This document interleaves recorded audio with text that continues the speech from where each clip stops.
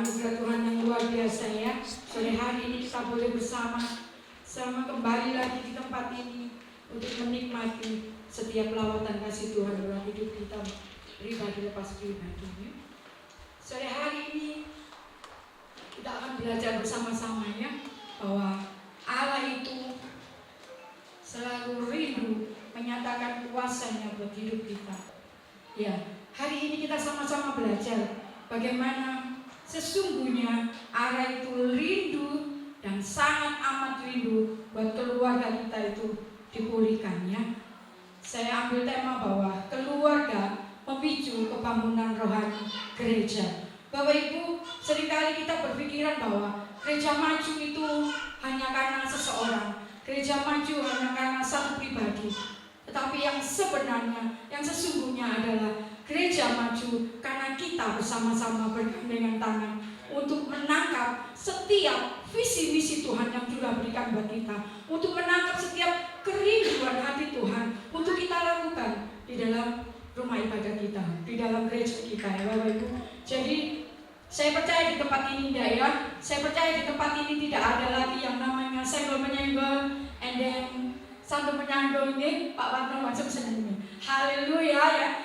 Sore hari ini kita sama-sama belajar bahwa kita semua adalah orang-orang, adalah keluarga yang membawa kebangunan rohani buat gereja kita. Saya percaya kita semuanya rindu ada kebangunan rohani di tempat ini. Amin.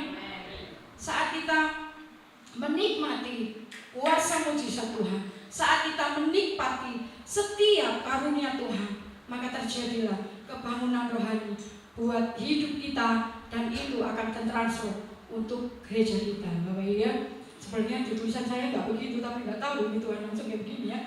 Haleluya. Jadi keluarga adalah lembaga dasar masyarakat yang ditetapkan oleh Allah. Keluarga juga adalah elemen rencana Tuhan yang masuk di dalam setiap agenda Tuhan. Keluarga adalah elemen dasar yang Tuhan rindukan untuk menjadi keluarga yang penuh dengan kasih karunia Tuhan. Mari kita buka sama-sama di dalam Kisah Para Rasul ya. Kisah Para Rasul lihatlah. Ya.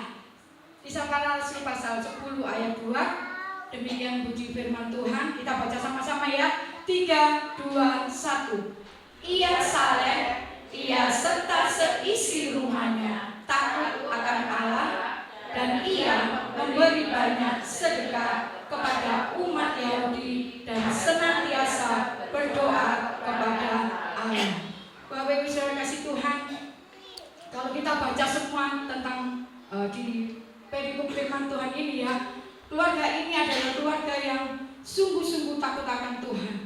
Di sini kita belajar bersama-sama ya. Kita buka satu-satu ya. Di sini dikatakan bahwa ia saleh ya. Yang dinamakan saleh ini adalah hamba Tuhan saya ada seorang yang bernama Cornelius, seorang perwira pasukan yang disebut pasukan Italia ya.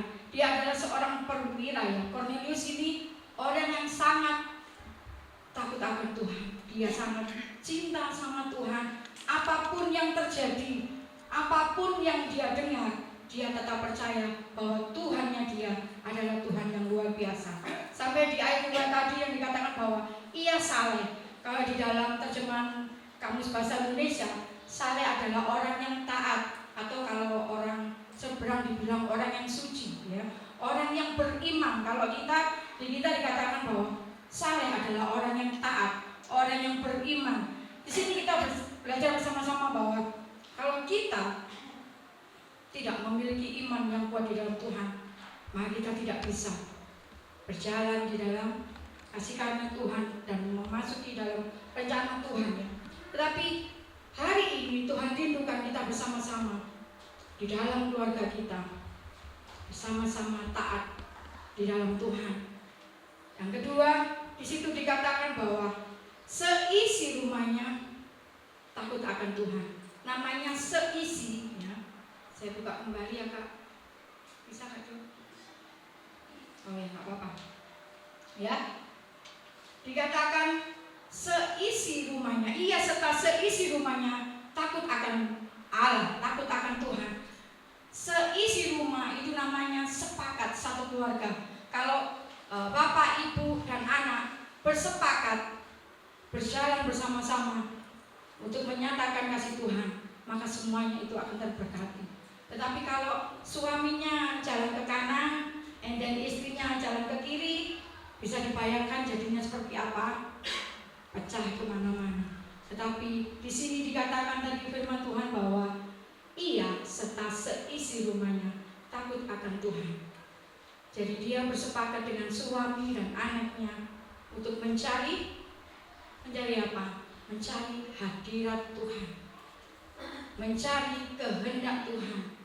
Itu sebabnya seringkali kita bisa dengar bahwa jangan sampai, ini yang muda-mudi ya, jangan sampai kita ini sudah mengenal Tuhan, sudah beriman, sudah taat, tetapi ternyata pasangannya di luar dari Tuhan.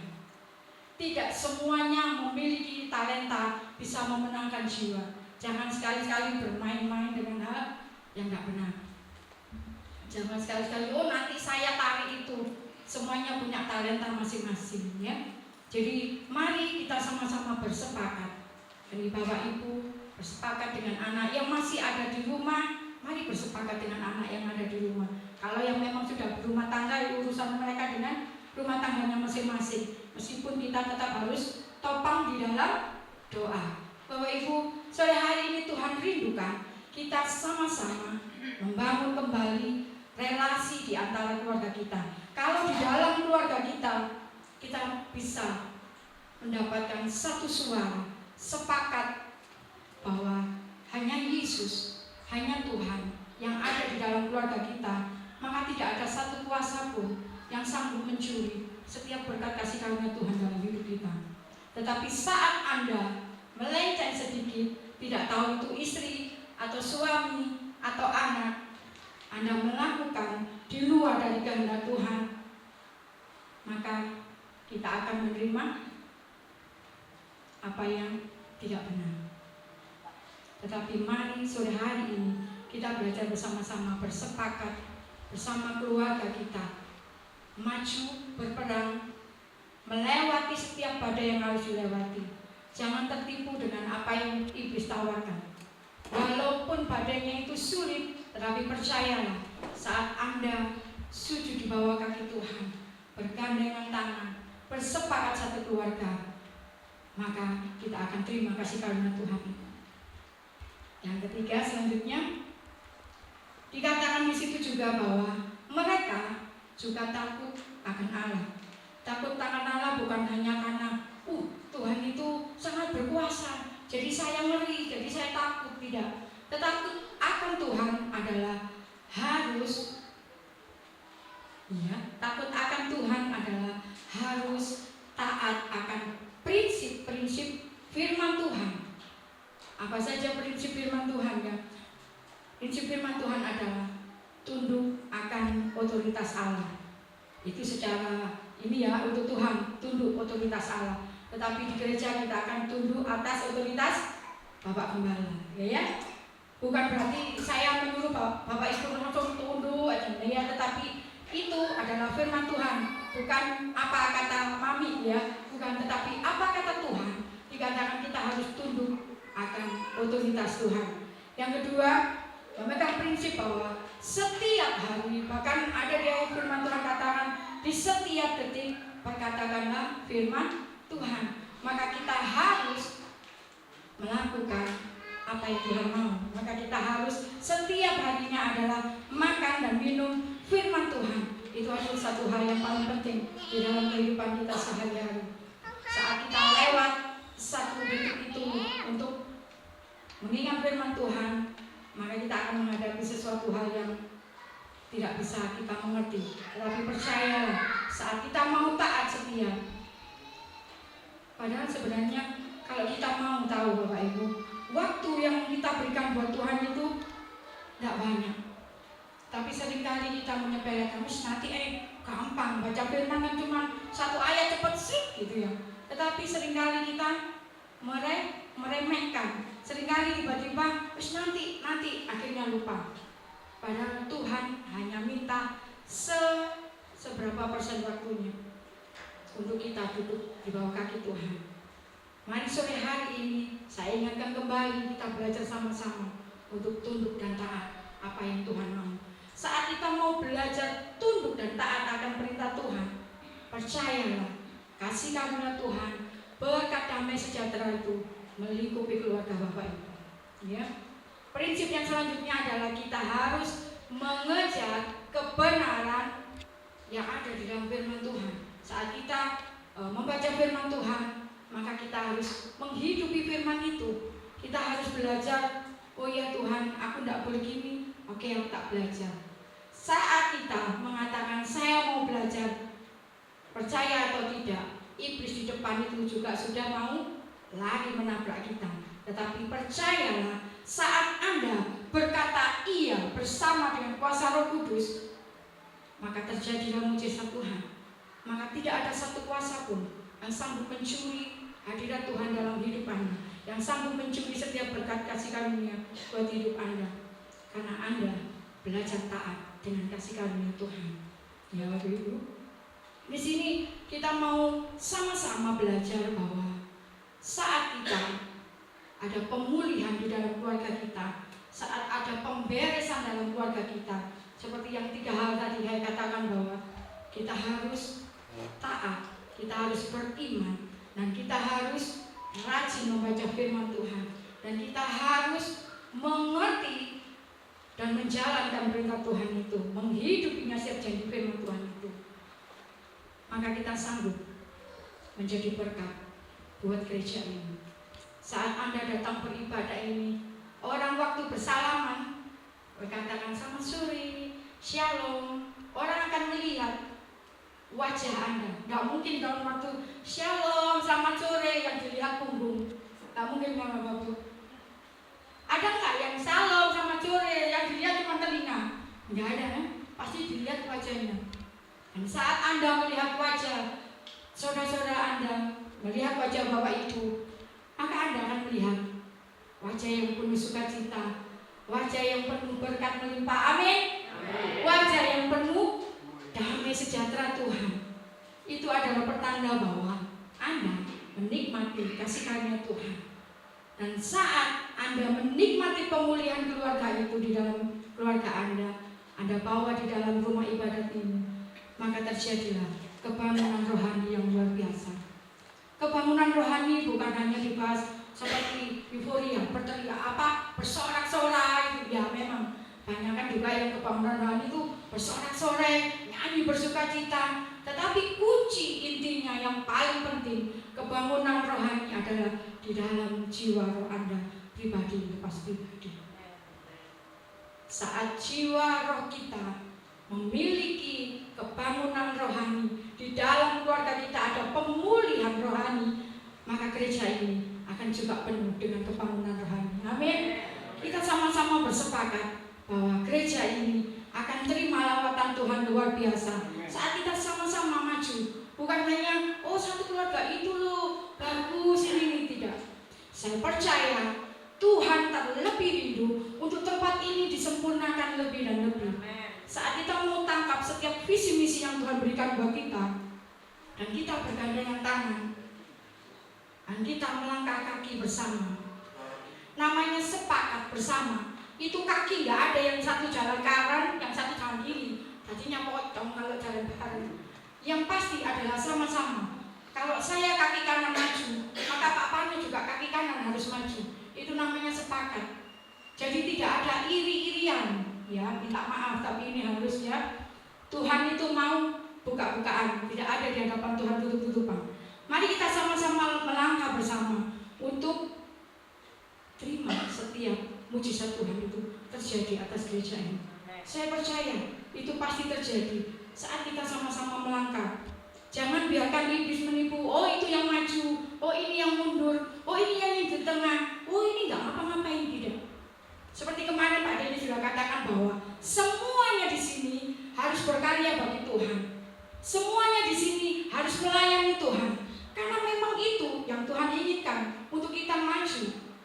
Gak pernah Tuhan pilih, oh ini tuh sekolahnya cuma TK, di hadapan Tuhan yang dilihat adalah roh Anda. Roh Anda hidup atau mati, roh Anda bergumul dengan Tuhan apa enggak, saat teduh Anda berisi apa tidak. Itu yang Tuhan pertanyakan. Bukan lagi Tuhan tanya, oh ini gak ngerti apa-apa Bu Bani, oh ini gak bisa nyanyi, gak ada. Yang Tuhan lihat adalah jiwa roh Anda. Saat Tuhan melihat roh Anda berapi-api, maka Tuhan akan tangkap Anda, maka Tuhan akan jadikan Anda untuk menjadi generasi yang terbaik, untuk menjadi generasi yang memiliki pemulihan buat keluarga Anda, bahkan buat gereja ini.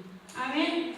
Saya percaya kita semuanya rindu untuk Tuhan menyatakan pemulihan buat tempat ini. Saat kita sudah sepakat Bapak Ibu, saat kita semua bersepakat, gandengan tangan, percayalah dan lihatlah, akan banyak jiwa-jiwa yang baru datang di tempat ini. Bukan karena siapa Anda, bukan karena siapa gereja ini, bukan karena siapa gembala gereja ini, tidak. Tetapi percayalah hadirat Tuhan yang memenuhi tempat ini, karena ada api Roh Kudus yang melawat Bapak Ibu sekalian, sehingga hadirat Tuhan itu boleh penuh di tempat ini dan boleh menarik setiap jiwa-jiwa yang haus, setiap jiwa-jiwa yang lapar itu datang di tempat ini. Tetapi bila Bapak Ibu tidak taat akan panggilan Tuhan, bila Bapak Ibu tidak taat akan pemulihan Tuhan, saat proses itu harus Bapak Ibu alami, Anda lari dari panggilan Tuhan, maka Anda tidak mendapat pemulihan dalam keluarga Anda, dan maka Anda tidak bisa membawa kebangunan rohani buat gereja ini. Saya percaya dan teramat percaya bahwa tempat ini Tuhan sudah rencanakan untuk mendapatkan pemulihan rohani besar-besaran. Mari Bapak Ibu persiapkan jiwa roh Anda, sehingga saat hal itu terjadi, sehingga saat pemulihan itu terjadi, sehingga saat kepenuhan rohani itu terjadi, kebangunan rohani itu terjadi di tempat ini, Anda tidak lagi melongo, Anda tidak lagi, loh apa ini, loh apa itu. Tetapi saat itu terjadi, maka Anda akan bersukacita dan tertawa di dalam roh bahwa Tuhan sedang memenuhi tempat ini dengan kuasa roh. Tuhan sedang melawat tempat ini dengan pengurapan yang baru. Amin. Puji nama Tuhan. Saya percaya bahwa setiap kita mau maju bersama. Amin. Tidak ada lagi perbedaan yang tua dan yang muda, tetapi semua bergandengan tangan.